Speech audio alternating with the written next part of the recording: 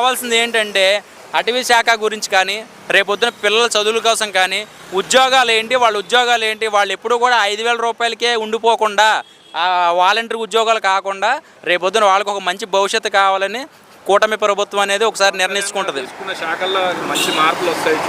ఇప్పుడు సినిమా ఇండస్ట్రీలో ఏదో శాఖ తీసుకున్నారు అనుకోండి, జనాలు ఏమంటారు, సినిమా ఓడరా అని అంటారు.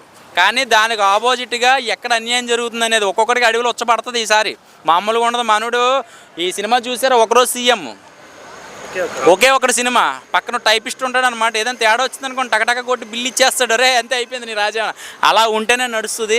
సో అలాంటి రోజులు వచ్చినాయని నేను అనుకుంటున్నాను. సో అధికార పక్షమా ప్రతిపక్షమా అనేది మీకు అనవసరం, నాకు అనవసరం. సో ఎవరు పార్టీలో లేరు.